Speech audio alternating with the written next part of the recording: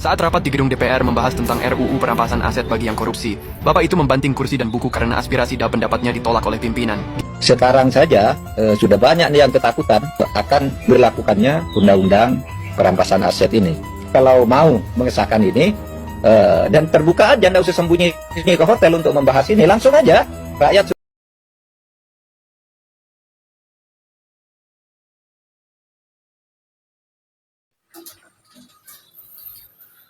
RUU perampasan aset bikin ketakutan anggota DPR. Ini bukti nyata mereka berusaha untuk melindungi pelaku koruptor. Assalamualaikum warahmatullahi wabarakatuh. Saudara yang dirahmati Allah dimanapun Anda berada, semoga rezekimu mengalir deras tanpa batas dan hidupmu selalu berkah. Perumusan undang-undang perampasan aset menjadi momok bagi kelompok pelaku koruptor dan dihambat oleh golongan DPR. Ternyata anggota DPR, anggota Dewan Pimpinan Rakyat ini tidak pro dengan rumusan undang-undang perampasan aset. Mereka berusaha melindungi dan mengulur-ulur. Mohon maaf. Ini wajib kita gagas, kita kawal agar rumusan undang-undang perampasan aset ini bisa deal. Tetapi kelompok DPR justru malah izin rapat paripurna, mereka banyak yang izin. Mari kita simak, saudara. Menteri Hukum Supratman Andi Atas menyatakan RUU perampasan aset menjadi perhatian kabinet, termasuk Kementerian Hukum, usai Presiden Prabowo menyetujui RUU perampasan aset. 267 anggota DPR bolos lagi. Sidang paripurna cuma hadir 48 orang. Ini mereka pada ngapain nih kira-kira, kok nggak ikut sih? Masa sidang paripurna DPR hari ini yang bolos sampai 267 orang, guys? Teman-teman, mari kita bicara jujur. Kok bisa ratusan orang absen? Rapat sepenting ini malah milih izin. Ironi bukan?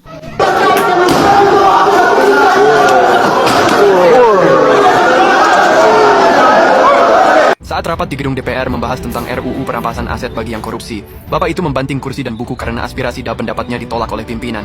Sekarang saja sudah banyak nih yang ketakutan akan berlakukannya undang-undang perampasan aset ini. Kalau mau mengesahkan ini dan terbuka aja, nggak usah sembunyi ke hotel untuk membahas ini, langsung aja rakyat suruh mendengarkan, lalu DPR-nya berdebat, dan pasti akan dinilai mana yang rasional, mana yang tidak. Kenapa sejak belasan tahun lalu RUU perampasan aset koruptor tidak kunjung disahkan? Padahal logikanya sederhana. Kalau seseorang terbukti korupsi, harta haram hasil rampokannya disapu bersih, dikembalikan untuk rakyat. Mudah kan? Tapi justru yang mudah ini terasa mustahil di negeri ini. Pertanyaannya, siapa yang sebenarnya ketakutan kalau RUU ini benar-benar berlaku? Partai mana yang gemetar kalau harta para kadernya dilucuti habis-habisan? Mari kita buka satu persatu. Kasus EKTP, proyek triliunan rupiah yang harusnya untuk rakyat malah jadi ladang bancakan elit politik. Nama-nama besar disebut di persidangan: Ganjar Pranowo, Puan Maharani, Pramono Anung, semua dari PDIP. Ada yang disebut menerima miliaran, ada yang disebut menerima ratusan ribu dolar. Fakta persidangan jelas, jejak digitalnya ada. Tapi apa yang terjadi? Bebas melenggang. Lanjut ke kasus BTS 4G, kerugian negara 8,03 triliun rupiah. Disebut-sebut saham perusahaan yang terlibat 9,9% dimiliki oleh suami Puan Maharani, Hapsoro Sukmono Hadi. Tapi lagi-lagi yang kena hanya direkturnya, bukan pemilik sebenarnya. Ironis bukan? Kalau RUU perampasan aset disahkan, aset-aset itu bisa langsung dirampas, bukan hanya menjerat boneka di lapangan. Rakyat harus sadar, selama RUU ini tidak disahkan, para koruptor masih bisa pesta pora dengan uang pajak kita. Selama ini rakyat hanya dibuai janji manis politisi di media mainstream, sementara fakta di balik layar ditutup rapat. Jangan mau lagi dibodohi. Karena ini bukan sekadar soal hukum, tapi soal keadilan. Apakah hukum tajam ke bawah atau berani juga tajam ke atas? Ingat baik-baik, kekuatan rakyat adalah kekuatan tertinggi. Politisi bisa sembunyi di balik partai, bisa sembunyi di balik kursi kekuasaan, tapi mereka tidak bisa sembunyi dari amarah rakyat. Jadi siapa sebenarnya yang paling takut kalau RUU perampasan aset koruptor disahkan? Kita semua tahu jawabannya. Dan tugas rakyat hari ini adalah bersatu, mendesak, dan terus menekan agar undang-undang ini lahir.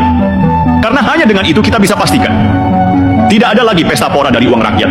Saudaraku, dukung terus channel Mitra TV sebagai edukasi, sarana informasi, dan hiburan.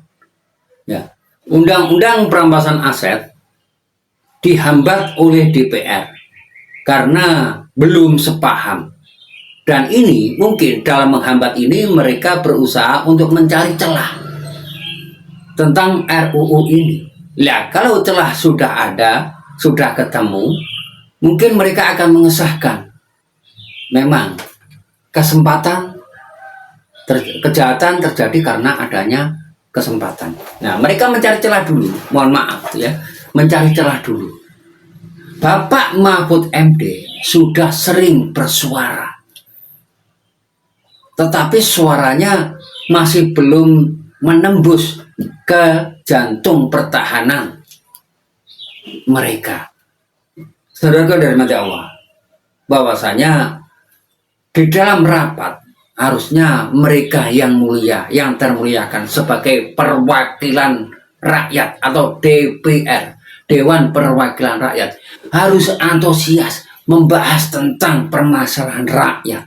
Tetapi justru membahas RUU perampasan aset, mereka kok pada kabur dengan alasan bla bla bla bla.